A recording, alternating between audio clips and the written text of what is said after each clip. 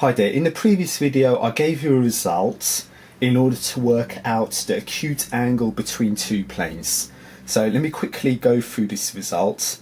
The result is cos theta is equal to the absolute, so this is absolute of n1 dot n2 over the modulus of n1 times the modulus of n2. Okay, so let me go through some examples to show you how this result is applied. So let me start on a fresh page. Example number 1.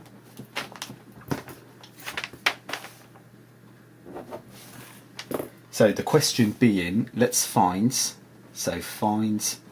the acute angle, okay, between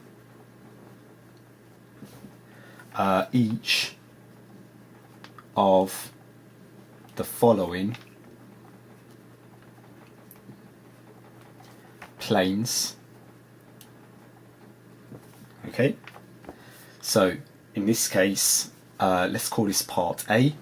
So the first plane has equation r dot I minus j plus k,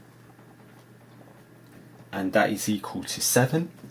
And the second plane has equation r dot 3i minus j plus 2k, and that is equal to 11.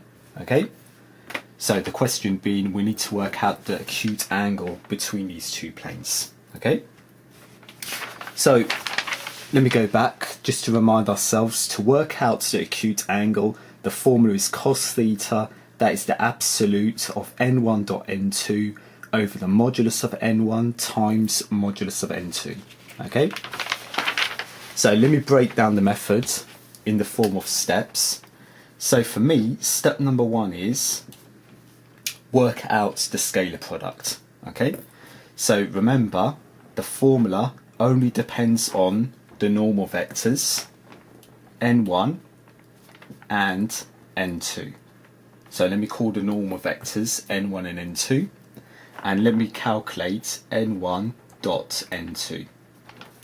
So n1 is, so from the first plane, I minus j plus k, dotted with n2 from the second plane, 3i minus j plus 2k.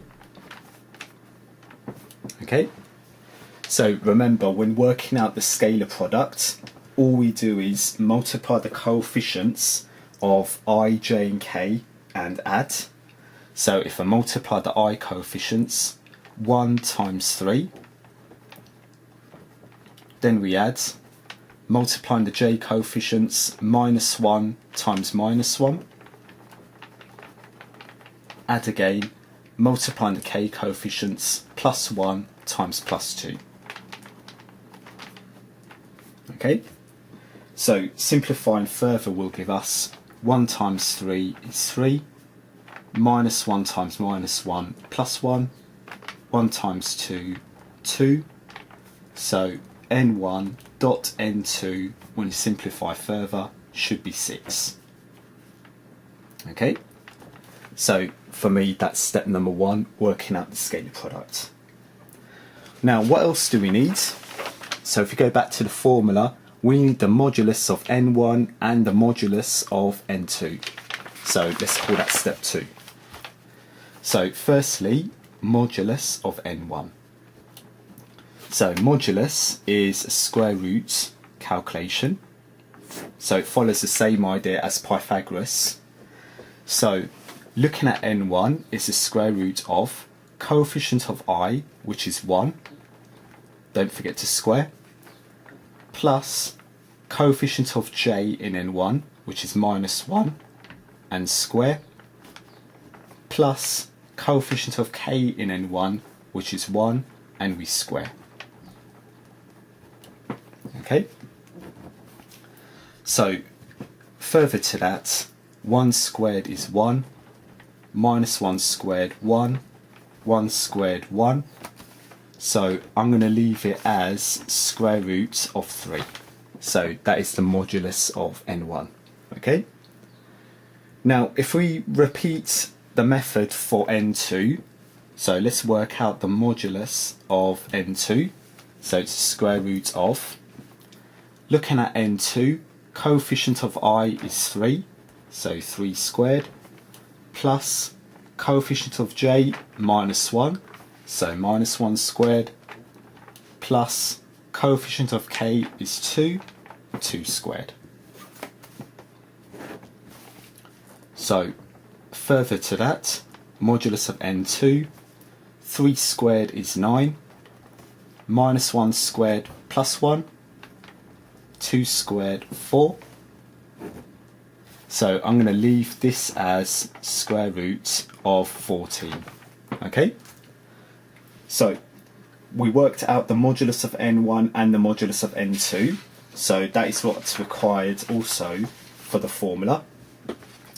Now let's go back. So remember, to work out the acute angle between the two planes, we need to apply this formula here. Okay? So let me call this step number 3, last step. So using cos theta, that is the absolute of n1 dot n2 over the modulus of n1 times the modulus of n2. Okay? So when we substitute in the results that we have, n1 dot n2 is 6 divided by modulus of n1, that is square root of 3, times the modulus of n2, which is square root of 14. Okay? So remember the idea of the absolute. The absolute of a positive number remains positive. However, if you have a negative inside, the absolute of a negative number is positive. Okay? So it's 6 over root 3 into root 14, but we need to calculate the inverse cos of this. So let me pull out my trusty calculator here. So let's have a look. So 6 over root 3 root 14, and if I do a shift and a cos, should get 22.2 degrees. So 22.2 degrees. Okay? So those are the steps in order to work out the acute angle between two planes. Okay? So there's 3 steps in total. I think we need another example. So let's have another example. Let's call this part B. So in part B, the first plane has an equation in scalar product form, r dot 2i minus j plus 3k, that is equal to 12. The second plane has equation r dot 4i minus 2j plus k, that is equal to minus 1. Okay? So bearing in mind that our formula depends on the normal vectors, let me circle them straight away. Let me call the first normal vector for the first plane n1. Let me call the second normal vector for the second plane n2. Okay?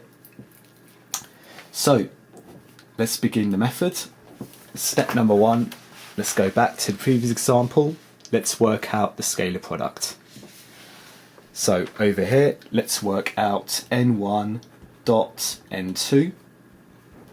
So n1 from the first plane, 2i minus j plus 3k, dot with n2, 4i minus 2j plus k. So if we simplify, so if we calculate this scalar product, so multiplying the coefficients of I, 2 times 4, plus multiplying the coefficients of j, minus 1 times minus 2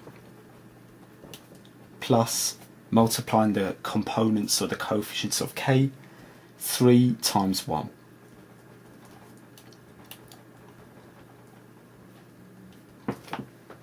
So further to that, if we simplify, 2 times 4 is 8, minus 1 times minus 2 plus 2, 3 times 1, 3, so I make n1.n2 13. Okay, so that's the value of n1.n2, the scalar product. So step number 2, let's go back to the previous example. We need the modulus of n1 as well as the modulus of n2. So we need modulus of n1 and modulus of n2. Let's start with the modulus of n1.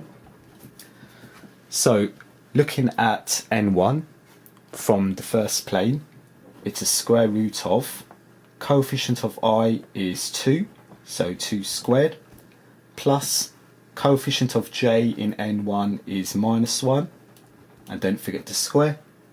Coefficient of k in n1 is 3, not forgetting to square. Okay?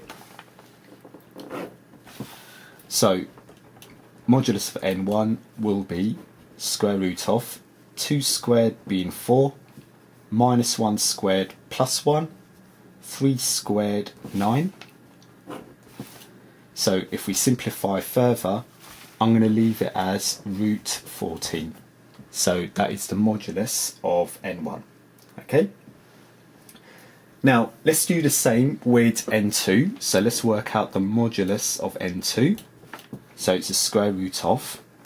Looking at n2, coefficient of I is 4, so 4 squared, plus coefficient of j is minus 2, so minus 2 squared, plus coefficient of k is plus 1, and don't forget to square. Okay, so further to that, 4 squared is 16, minus 2 squared plus 4, 1 squared 1. So if we simplify further, we should have root 21. So I'm going to leave it as a root. Okay. So that completes step number 2. So finally, the last step is step 3. Step 3, remember, the application of the formula. So let's use the formula to work out the angle between the two planes. So using cos theta, that is equal to, okay, n1 dot n2, so it's the absolute of n1 dot n2 over the modulus of n1 times the modulus of n2. Okay, so if we replace the results that we have into this formula, n1 dot n2 is 13, okay, over modulus of n1 root 14, modulus of n2 root 21. First, let's remove this absolute. So the absolute of a positive is still positive. So it's 13 over root 14 root 21. And let's take our calculator and do a check of this. So in this case, if I type in 13 over, in a bracket, root 14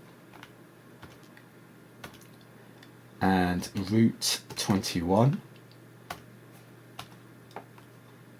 shift and a cos of the answer, we should have 40.7 degrees. Okay, so that should be the answer for the angle between these two planes in part B. Okay. Also to note that these are acute angles, so these angles should be between 90 and 0 degrees. Okay. So that ends this example, and as I said, these are the steps in order to work out the acute angle between two planes.